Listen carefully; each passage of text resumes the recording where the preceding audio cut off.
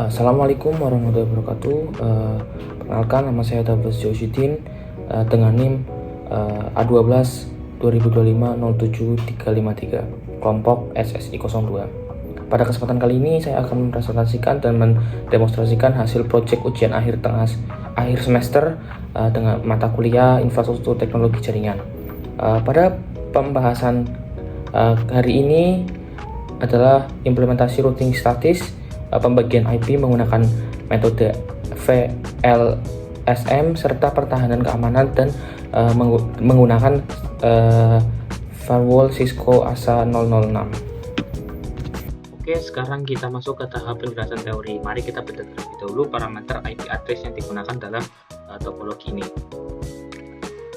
Sebelum kita mendesain topologi, kita wajib menghitung parameter IP address berdasarkan identitas NIM saya dan kelas saya. NIM saya adalah A12 2025.07353 dan kelas saya adalah 02. Berdasarkan aturan soal diperoleh nilai variabel nilai XX 2 digit terakhir NIM saya yaitu 53 dan nilai X 1 digit terakhir dari NIM saya 3, lalu variabel YY 2 digit kelas saya yaitu 02 dan variabel Z 0 dan 1. Melalui rumus tersebut, jaringan yang akan kita gunakan adalah jaringan cloud atau internet dirumuskan sebagai 10.y titik x titik x titik y 0/2x yang menghasilkan subnet 10.53.0/23 dan IP server cloud kita ditempatkan di alamat 10.53.2.10. Jaringan kantor cabang dirumuskan sebagai 100 YY titik XX 0/23 yang menghasilkan subnet 100.223.0/26. Lalu jaringan kantor pusat dirumuskan sebagai 168 XX titik Z 0/2x yang menghasilkan subnet induk 168.53.Z.0/23. Nilai Z di sini adalah variabel bebas yang kita akan pergunakan untuk membagi 4 jaringan internal tersebut. Selanjutnya, strategi subnetting VLSM. Mengapa kita memiliki metode VLSM menggunakan prefix per 23 untuk jaringan pusat? Hal ini didasari oleh analisa kebutuhan jumlah host di lapangan. Lantai 1 memiliki kebutuhan maksimal 100 host sehingga membutuhkan ruang alamat minimal dengan rumus 2/7 dikurangi 2 yang menghasilkan 126 host unsable. Sementara itu lantai 2 membutuhkan 62 host. Jika memaksakan menggunakan subnetting per 26 yang kapasitas pas 62 host, maka setelah dikurangi 1 IP untuk gateway router PC di client 2 hanya menyisakan 61 IP usable sehingga tidak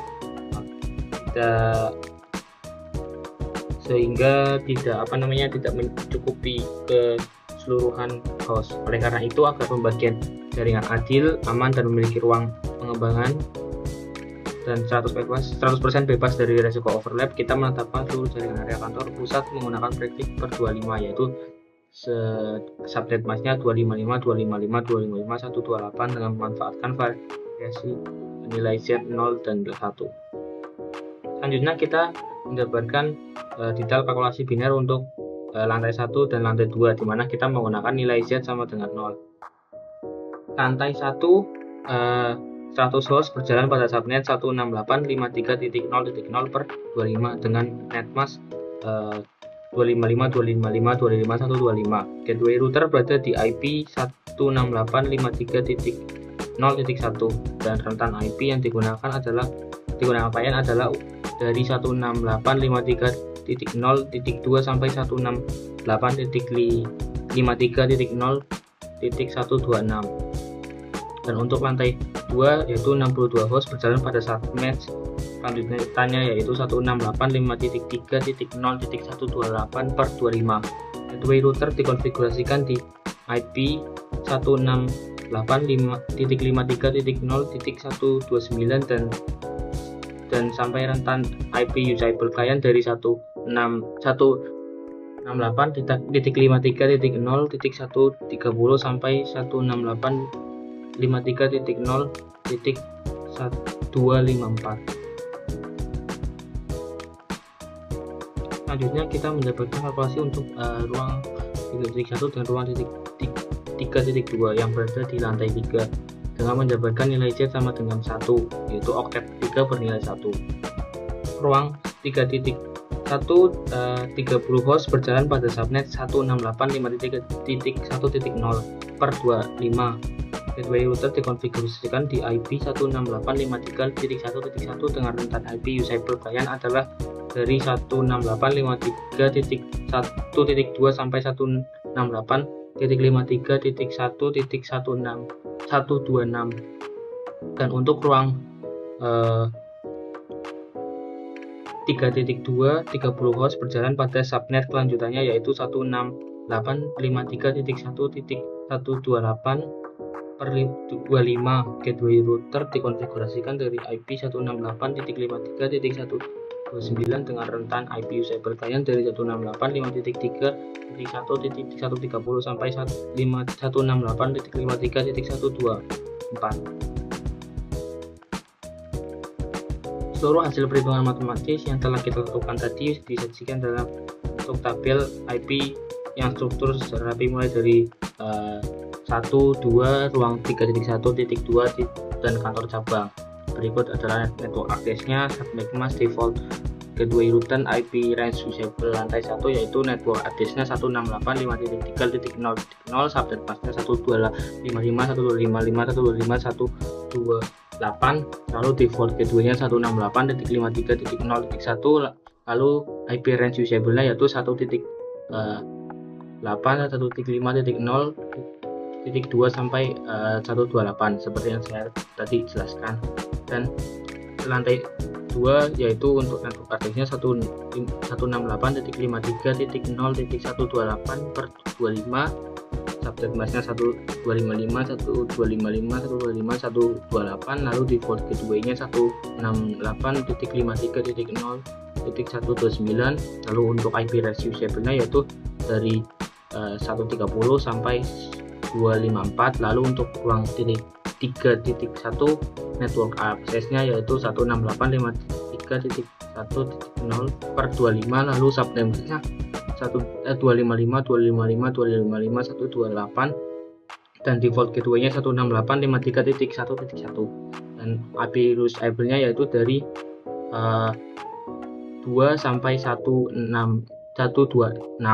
Lalu untuk ruang 3.2 untuk AC-nya 168.53.1.128 dan subnet mask-nya sama 125.255.255.228, lalu default gateway-nya 168.53.1.129, lalu range usable-nya yaitu dari 130 sampai 254 dan untuk kantor cabang yaitu network access-nya 100.2.53.0, lalu subnet mask-nya 125.255.255.192 dan default gateway-nya 100.2.53.1 dan IP usable-nya yaitu dari 2 sampai 62. Selanjutnya kebijakan akses luar yang dikontrol melalui ASA dengan kriteria berikut. 1. Kantor cabang diizinkan untuk mengakses lantai 1 dengan 2, dan yang kedua kantor cabang dilarang melakukan ping dari lantai 3 demi menjaga keamanan dan data sensitif SOT. Namun seluruh area internal termasuk lantai 3 tetap diizinkan mengakses web server cloud secara default. Jadi pada intinya untuk bagian ini lantai kantor cabang lantai 1, lantai 2 dan lantai ruang 3 itu bisa mengakses web server cloud. Namun dari kantor cabang tidak bisa meng-ping menuju ke lantai 3 gitu. Oke, selanjutnya kita akan mendemonstrasikannya secara live di paket tracer. Oke, sekarang kita masuk di dalam simulator Cisco Packet Tracer untuk mengamati konfigurasi yang telah diterapkan pada sistem. Di dalam firewall Cisco ASA 55.5506 kita telah mendefinisikan dua interface fisik utama, yaitu interface gigabit Ethernet 1 per 1 mengarah ke area luar atau outside dengan security level 0 memegang IP 20.20.20.2 dan interface gigabit Ethernet 1 per 2 yang mengarah ke dalam atau inside dengan security level 100 memegang IP 172.16.53.1. Untuk memastikan kelancaran lalu lintas tanpa terjadinya looping atau paket yang berputar-putar di switch transit, kita mengkonfigurasikan rute statis spesifik di ASA mengarah langsung ke IP masing-masing router lantai sebagai next hop. Rute lantai 1 melalui IP ini melalui IP 172.16.53.11 dan lantai 2 172.16.53.12 dan 3.1 172.16.53.13 dan ruang 3.2 172.16.53.14. Oke, selanjutnya kita langsung ke pembuktian aja atau demonstrasi. Pertama kita akan ping dari kantor cabang menuju PC lantai 1.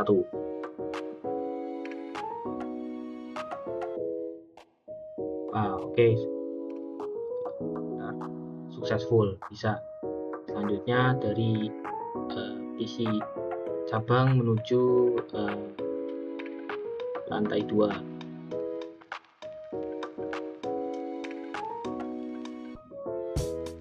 Oke, successful juga. Lalu untuk lantai cabang menuju ruang 3.1 seharusnya violet karena violet benar karena sudah diatur di dalam firewall tidak bisa ping channel cabang ke ruang 3.1. Jadinya kita coba ke 3.2.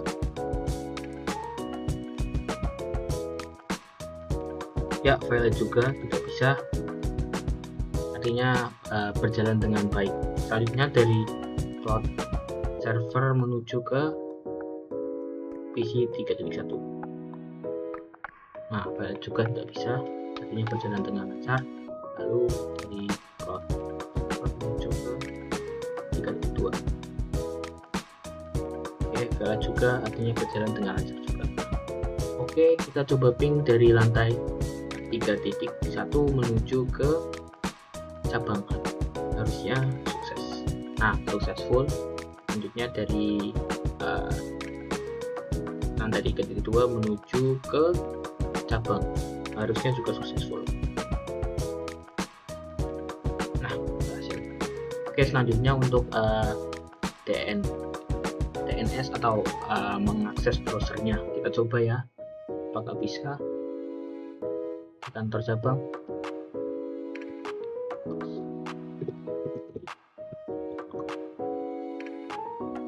Nah, bisa muncul. Selanjutnya lantai 1.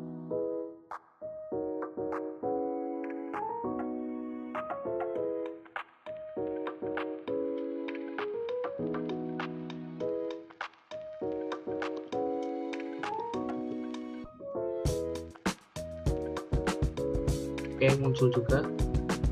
Nah, oke, selanjutnya PC 2.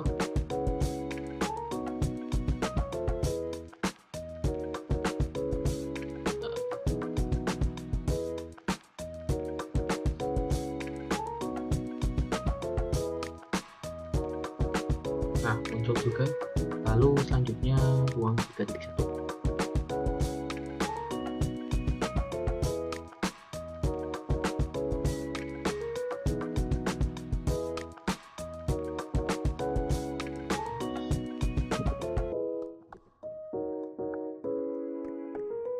muncul juga berhasil, lalu terakhir diganti.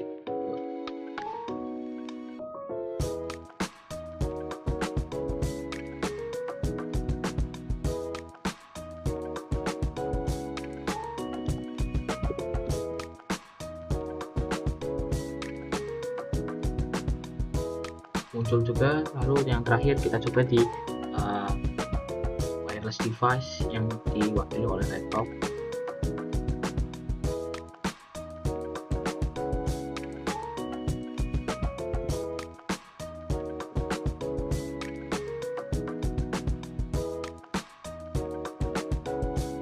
Nah, muncul juga. Oke.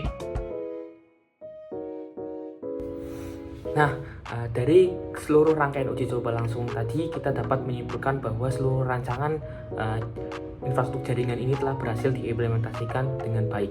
Mulai dari ketepatan perhitungan subnetting FLSM berbasis variabel NIM saya A12 2025-07353, serta integrasi routing statis hingga stateful firewall Cisco SA yang sudah berjalan dengan lancar tanpa adanya looping dan atau kebocoran data.